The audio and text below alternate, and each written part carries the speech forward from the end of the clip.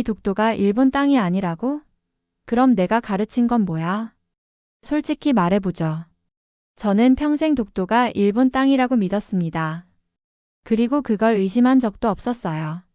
중학교 때부터 교과서에 나오는 내용을 그대로 외웠고 대학 시절에도 독도가 왜 일본 땅인지 열심히 논문 쓰고 공부했죠. 이제는 고등학교 역사교사로 학생들한테도 똑같이 가르치고 있습니다. 선생님, 독도는 왜 일본 땅인데요? 학생들의 질문에 저는 항상 당당했어요. 독도는 역사적으로나 지리적으로 일본 땅이야. 문헌에 다 나와 있고 정부에서도 그렇게 주장하잖니. 그런데 이렇게 자신 있게 말하면서도 독도를 한 번도 가본 적은 없었습니다. 왜냐고요? 굳이 가볼 필요가 없었으니까요. 이미 모든 게 명백하다고 믿었으니까요. 그런데 얼마 전 학교에서 회의 중에 난데없이 이런 얘기가 나왔습니다. 이번에 학생들 교육 프로그램으로 독도를 탐방하는 걸 추진해 보면 어떨까요? 순간 저는 속으로 환호했죠. 독도를 직접 방문할 기회라니. 이건 진짜 교육적으로도 의미 있는 일이잖아요. 저는 바로 손을 들고 말했습니다. 좋아요. 제가 프로그램을 책임지고 준비하겠습니다. 그런데 여기서부터 뭔가 이상했습니다. 준비 과정에서 독도로 가려면 여권이 필요하다는 사실을 알게 된 겁니다. 잠깐 여권? 일본 땅인데 왜 여권이 필요해? 이거 행정 절차 문제겠지? 머리로는 그렇게 생각했지만 기분이 묘했습니다. 어딘가 잘못된 조각이 끼어 있는 퍼즐을 보는 기분이랄까요? 결국 저는 울릉도를 거쳐 독도로 가기로 했습니다. 그런데 울릉도에 도착하자마자 또 충격적인 일이 벌어졌습니다. 멀리서 오셨네요. 독도도 가시겠죠? 잘 다녀오세요. 한국 사람들이 저를 보고 너무나도 친절하게 대해주는 겁니다. 심지어 제가 일본에서 왔다고 밝혔는데도요. 이 사람들 뭐지? 내가 일본인인 걸 모르는 건가? 아니면 모른 척하는 건가? 혼란스러웠습니다. 독도는 민감한 주제일 텐데 왜 이 사람들은 아무렇지도 않은 표정으로 나를 대하는 거지? 그날 밤 숙소에서 창밖을 보며 처음으로 이런 생각이 들었습니다. 혹시 내가 알고 있는 게 틀린 걸까? 아니면 내가 무언가 중요한 걸 놓치고 있는 걸까? 이 질문은 곧 제가 마주하게 될 진실의 시작이었습니다. 울릉도에 도착했을 때 솔직히 좀 놀랐습니다. 섬이라고 해서 낡고 조용할 줄 알았는데 너무 깔끔하고 잘 정돈된 모습에 약간 당황했죠. 심지어 주민들 표정이 하나같이 밝았어요. 아, 역시 한국 사람들은 잘 꾸미는구나 하고 넘겼습니다. 그런데 이상한 건 제가 일본인이라고 밝혔는데도 누구 하나 날 불편해하거나 적대적으로 대하지 않았다는 거예요. 멀리서 오셨네요. 독도도 가시겠죠? 좋은 경험이 되실 거예요. 어부 아저씨가 이렇게 말하며 활짝 웃는데 너무 당당해서 순간 머리가 멍해졌습니다. 뭐야, 이 사람들? 독도 문제로 일본이랑 이렇게 싸우면서 왜 이렇게 여유롭지? 그리고 해녀 아주머니들도 마찬가지였습니다. 이거 드셔보세요. 독도 근처에서 잡은 해산물이라 더 맛있어요. 하며 직접 잡은 소라를 건네는데 너무나 자연스럽고 따뜻했어요. 제가 일본인인 걸 분명히 알고 있었는데도 말이죠. 솔직히 좀 불편했습니다. 이 사람들한테 적대감을 받을 거라고 예상하고 있었으니까요. 역사적으로 민감한 문제라면 당연히 감정이 격해질 거라고 생각했거든요. 근데 이건 뭐랄까, 마치 봐, 너희가 틀렸다는 걸 우리가 증명할 테니 한번 두고 봐라는 자신감 같은 게 느껴졌습니다. 그날 밤 숙소에서 창밖의 바다를 보며 처음으로 혼란스러운 기분이 들었습니다. 도대체 이 사람들은 왜 이렇게 여유롭지? 내가 일본인이라는 걸 알면서도 이렇게 대하는 이유가 뭘까? 머릿속이 복잡해졌어요. 그리고 묘하게 기분 나쁜 예감이 들었습니다. 혹시 내가 모르는 무언가가 있는 건 아닐까? 다음날 아침 저는 이 의문을 풀기 위해 울릉도에 있는 기록관과 박물관으로 향했습니다. 솔직히 말해서 저는 자신만만했어요. 뭐 일본 자료랑 다를 게 있겠어? 어차피 독도는 일본 땅이니까. 근데 막상 자료를 보기 시작하자 심장이 철렁 내려앉는 느낌이 들었습니다. 이 지도는 조선시대에 만들어진 팔도 총도라는 지도입니다. 여기 보시면 독도와 울릉도가 조선의 영토로 명확히 표시되어 있습니다. 직원이 차분히 설명했지만 제 머릿속은 이미 복잡해지기 시작했어요. 조선? 아니, 그럼 일본은 이걸 뭐라고 설명한 거지? 심지어 일본이 독도를 조선의 영토로 인정했다는 과거 문헌까지 나오는데 정말 눈앞이 아찔해졌습니다. 이게 대체 무슨 상황이야? 내가 가르쳐온 건 다 뭐였던 거지? 그 순간부터 제가 알고 있던 진실이라는 게 단순히 슬로건에 불과했다는 불길한 생각이 머리를 스치기 시작했습니다.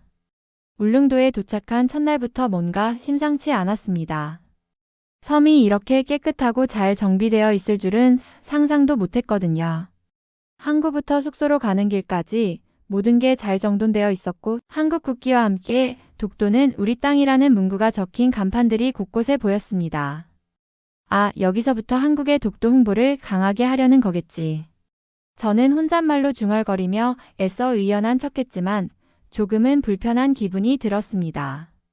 그리고 더 놀라운 건 사람들의 태도였습니다. 멀리서 오셨네요.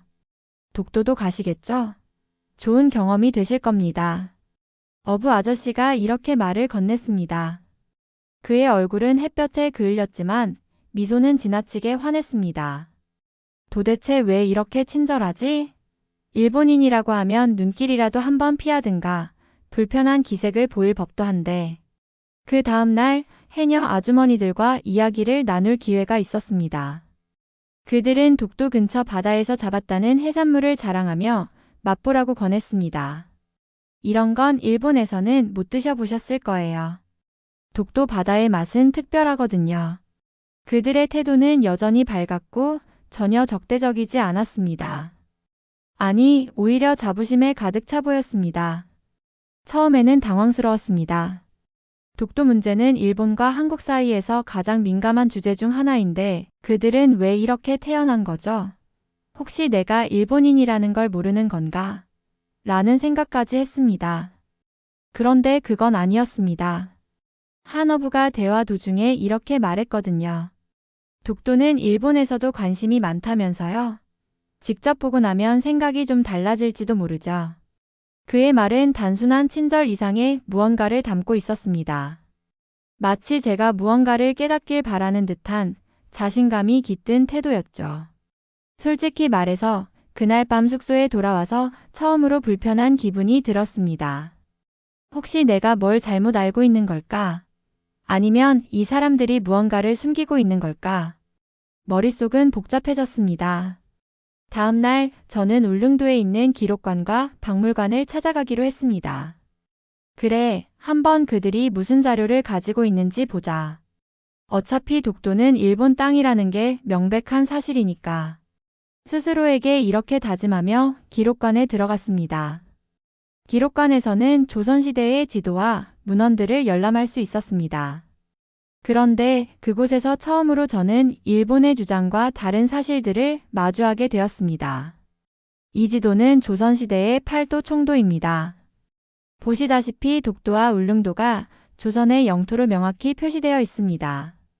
직원의 설명은 차분했지만 제 귀에는 크게 울렸습니다. 조선? 독도가 조선의 땅이라고? 그럼 일본에서는 왜 이런 자료를 언급하지 않았던 거지? 또한 일본의 역사 문헌에서도 독도를 조선의 영토로 인정했던 기록들이 있다는 설명이 이어졌습니다. 예를 들어 일본의 은주시 청합기 같은 문헌에서는 독도를 조선의 영토로 명시하고 있습니다. 이것은 당시 일본에서도 인정했던 내용입니다. 그 말을 듣는 순간 머릿속이 하얘졌습니다. 이게 사실이라면 지금까지 내가 가르쳐온 건 다 뭐였지? 내가 믿고 있던 진실은 대체 어디서 시작된 거야? 저는 자료를 더 깊이 들여다볼수록 스스로가 알고 있던 것들이 너무도 빈약하고 단편적이라는 걸 느끼기 시작했습니다.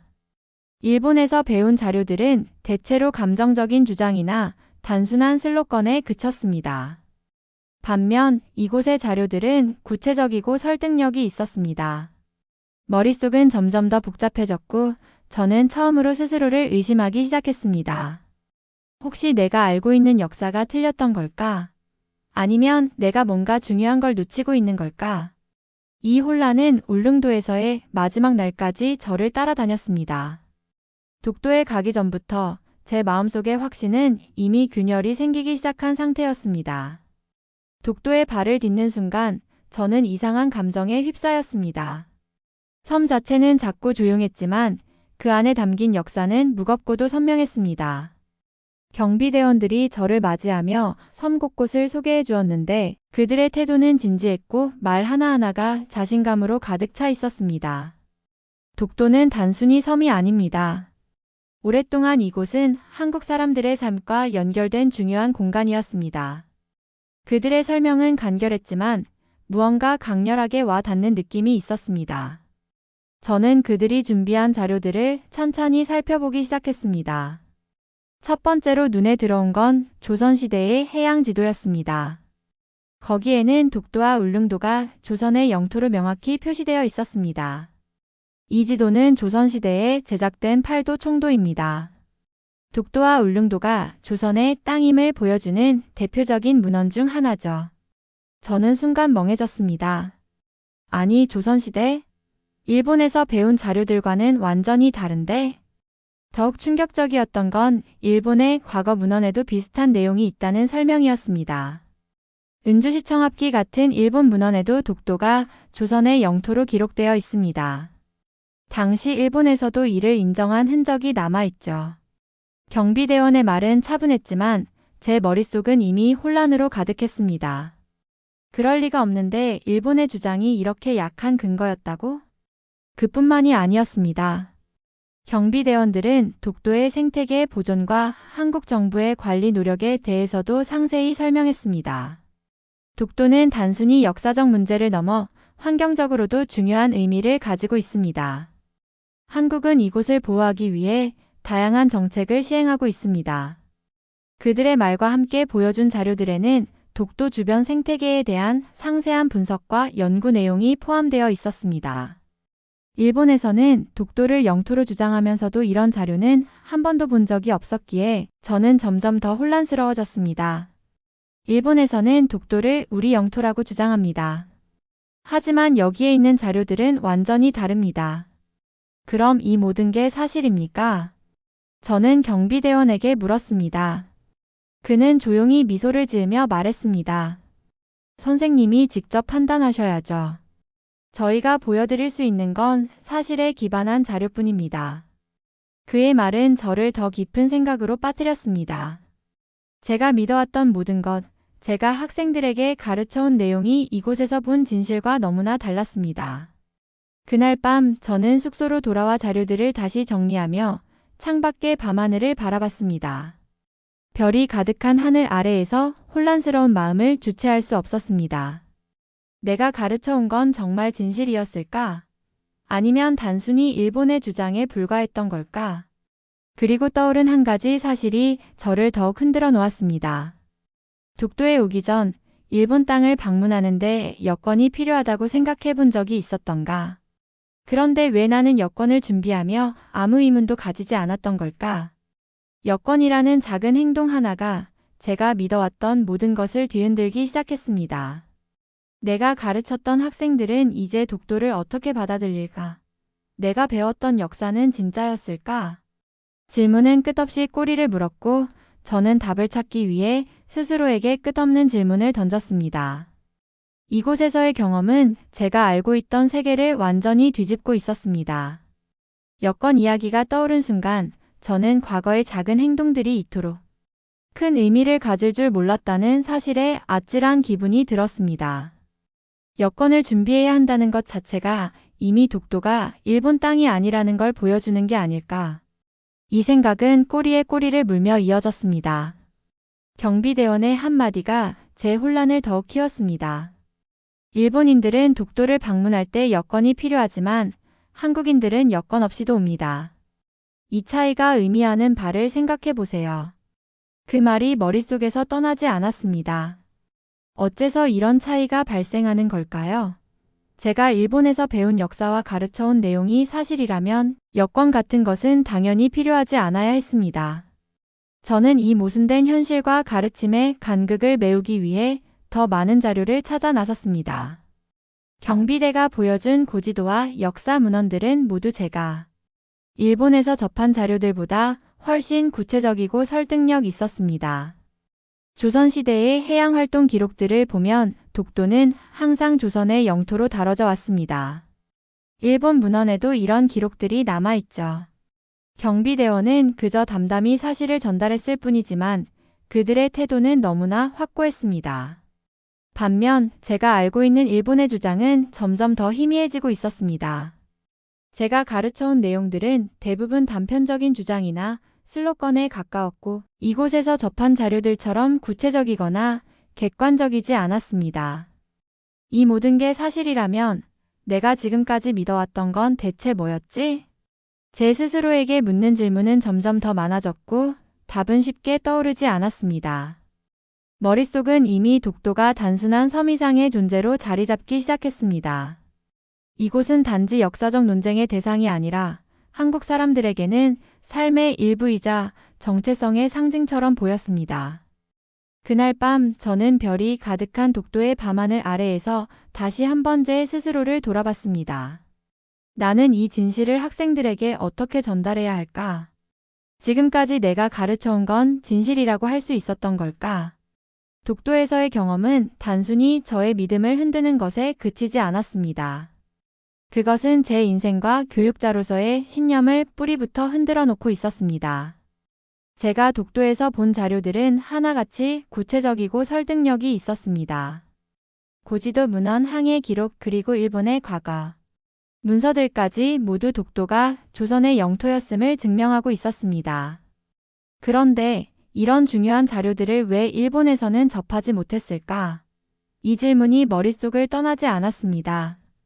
경비대원이 보여준 지도 한 장이 특히 인상적이었습니다. 조선시대의 팔도 총도로 독도와 울릉도가 조선의 영토로 명확히 표시되어 있었죠.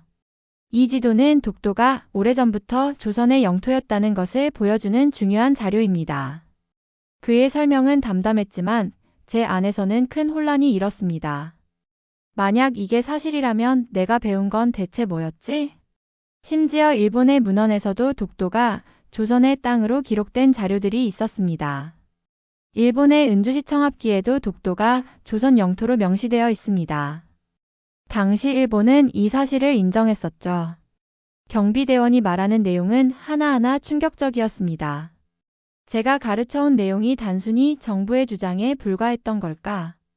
더 충격적이었던 건 한국인들이 독도를 대하는 태도였습니다.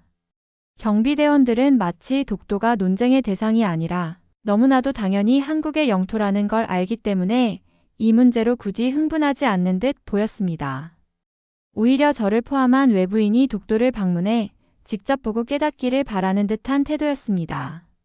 독도는 단순히 문서 속의 섬이 아닙니다. 이곳은 우리의 삶, 역사, 그리고 정체성의 일부입니다.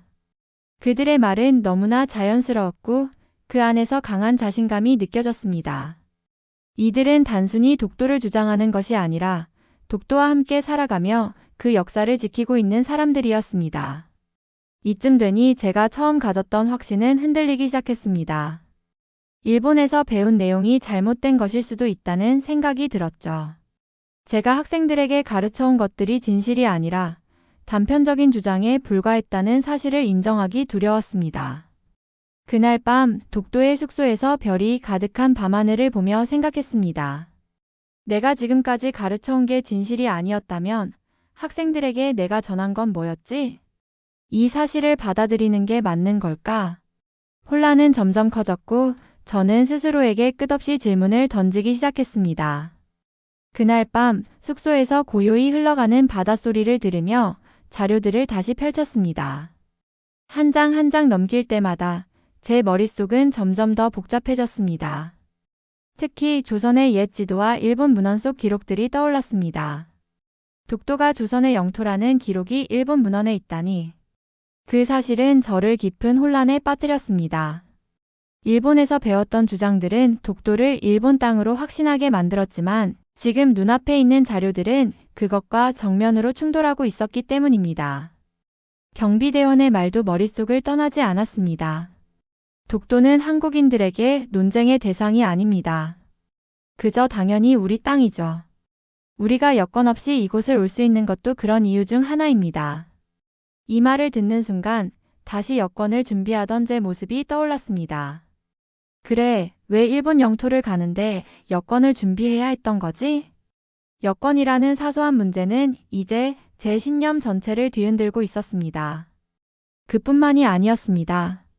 울릉도에서 만났던 한국 사람들의 태도도 점점 더 큰 의미로 다가왔습니다. 그들은 제가 일본인임에도 불구하고 너무나 친절했고 당당했습니다.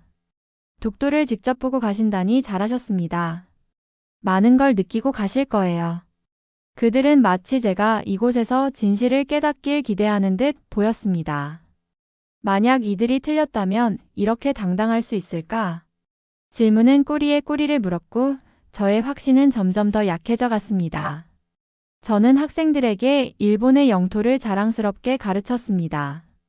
하지만 이곳에서 본 것들은 제가 가르쳤던 모든 것이 얼마나 단편적이었는지 깨닫게 했습니다. 내가 믿어왔던 것들이 틀렸다면 그 책임은 어떻게 해야 하지? 이 질문은 너무나 무거웠습니다. 교사로서 진실을 전달해야 하는 제 역할이 제 신념과 맞지 않을 수도 있다는 사실을 처음으로 깨닫게 된 순간이었습니다. 저는 밤하늘을 올려다보며 이 의문들을 가슴속에 간직한 채 잠들었습니다. 그 의문은 제가 독도를 떠나기 전까지도 제 마음속을 끊임없이 괴롭혔습니다. 독도에서의 마지막 날, 저는 섬을 떠나기 전 마지막으로 경비대원의 말을 떠올렸습니다. 선생님께서 보신 것들을 스스로 해석해 보세요. 진실은 누가 말해주는 것이 아니라 직접 느끼고 깨닫는 겁니다. 이 말은 마치 숙제처럼 제 가슴에 남았습니다. 저는 독도에서 본 모든 것을 마음속으로 정리하며 배에 올랐습니다. 그동안 믿어왔던 일본의 주장, 학생들에게 가르쳐온 내용들이 떠올랐습니다. 그 믿음과 독도에서 본 진실 사이의 간극은 너무나 컸습니다.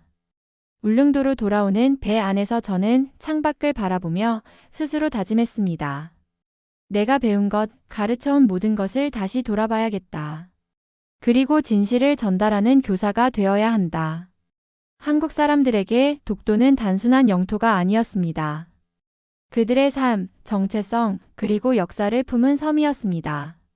그 사실을 외면하지 않고 학생들에게 더 객관적이고 사실에 근거한 내용을 전해야 한다는 생각이 들었습니다.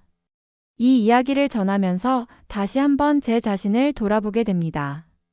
제가 독도에서 느낀 깨달음이 여러분께도 새로운 시선으로 역사를 바라보는 계기가 되었으면 좋겠습니다. 오늘 이야기가 재미있으셨다면 구독과 좋아요, 알림 설정까지 부탁드립니다. 앞으로도 더욱 흥미롭고 생각할 거리를 제공하는 이야기로 찾아뵙겠습니다. 감사합니다.